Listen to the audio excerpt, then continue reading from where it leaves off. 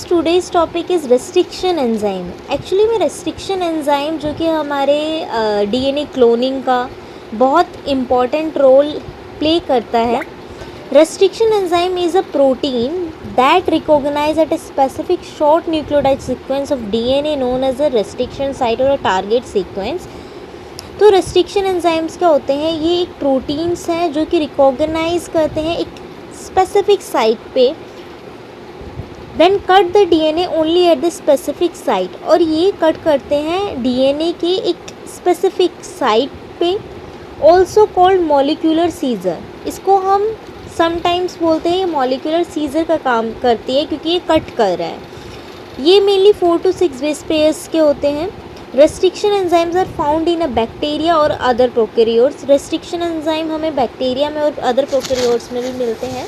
Each restriction enzyme recognizes just one or a few restriction site. एक restriction enzyme के पास only एक या ओनली एक से दो भी रेस्ट्रिक्शन साइट्स प्रेजेंट होंगी। After recognising it's target sequence, a restriction enzyme makes a double standard cut in a DNA molecule. Typically the cut is at the near the restriction site. जो cut होगा near the restriction site पे होगा, इतनी दूर far away नहीं हो सकता, near the restriction site पे ही होगा। More than 400 restriction enzyme have been identified and isolated from the bacteria. In live bacteria, restriction enzyme function to define the cell against invading viral bacteriophage. Restriction enzyme of the bacteria cleave the restriction site in the viral genome, fragmenting, destroying the DNA of bacteriophage. Okay. इसमें आता है nature of the cleavage. जो restriction enzyme है ये molecular scissor के जैसे work कर रहा है, तो ये क्लीवेज किस टाइप से करता है? ये दो टाइप से क्लीवेज करता है। एक तो हो गई स्टिकी एंड स्टिकी कट, और दूसरा होता है ब्लंट। स्टिकी आप देख सकते हो कि ये ATCGTA ये स्टिकी एंड में आप देख सकते हो कि सिमिलर कट नहीं होता है कि डीएनए का ये दो जो स्ट्रैंड है सिमिलर इकट्ठी कट नहीं होंगी, ये अलग अलग पोजीशंस पे कट कर रही है। आप देख सकते हो the nature of a cleavage by restriction endonuclease is of considerable importance. They cut the DNA molecule in 2 ways.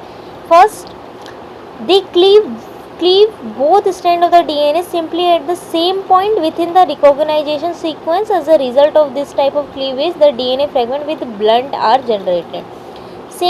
Same DNA sequence पे ये कट कर रही है, this will be called the blunt cut.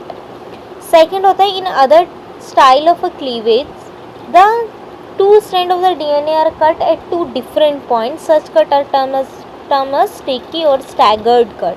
आप देख सकते हो इसके दोनों कट्स जो हैं, ये टी यहाँ ये ए के बाद कट लगा है, ये दोनों कट्स डिफरेंट है, सो वी कॉल्ड स्टिकी और staggered cut. Nomenclature of the restriction enzyme. अब इनका नोमेनक्लेचर कैसे करा गया? रेस्ट्रिक्शन एंजाइम का जो नोमेनक्लेचर करा गया, first letter always written in the form of genus, second and third letter is species, fourth letter is strain. आप देख सकते हो जैसे कि ये फर्स्ट लेटर है इकोरी का है, लेट्स एग्जाम्पल दिया है मैंने आपको। ई इज चीरिया, जीनस का नाम है। कोलाई स्पीसीज है। ओके। स्ट्रेन RY 13 स्ट्रेन है, और ये रोमन न्यूमेरिकल कैरेक्टराइजेशन, ये I first letter first identify order of the identification. Okay. Next आता है आपका types of restriction endonuclease. Restriction endonuclease के टाइप्स क्या है? ये 3 टाइप्स में होते हैं, फर्स्ट सेकंड एंड थर्ड। अब हम उसी को ही डिटेल पढ़ेंगे। मैंने आपको डेफिनेशन बताई, कट्स के बारे में बताया, क्लीवेजेस 2 टाइप्स के होते हैं।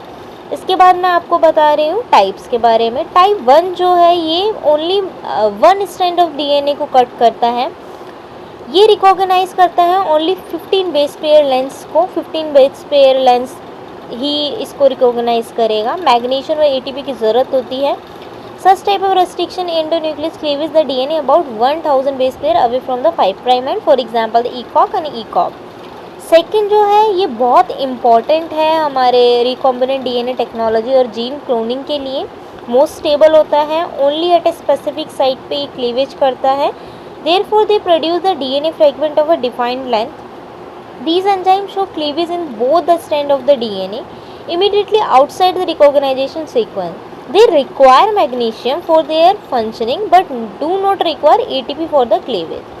फर्स्ट वाले में हमने देखा मैग्नीशियम और एटीपी की ज़रूरत है, बट यहाँ पे मैग्नीशियम की ज़रूरत है बट एटीपी इसको नहीं चाहिए. इसका एग्जाम्पल है इकोरी फर्स्ट और ALU फर्स्ट. टाइप 3 में है these enzyme are not use for the gene cloning. ये जीन क्लोनिंग के लिए इंपॉर्टेंट नहीं है, इतना प्ले रोल नहीं करते हैं.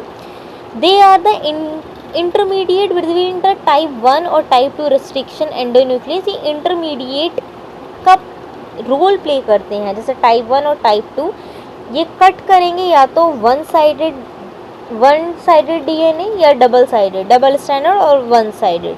ठीक है.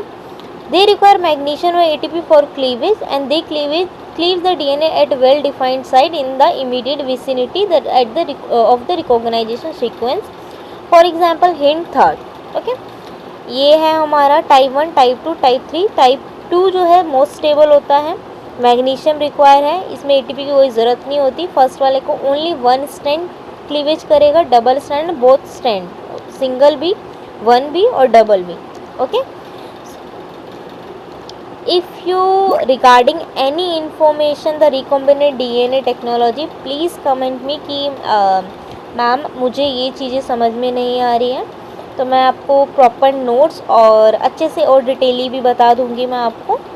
और please like and promote my channel. Thank you.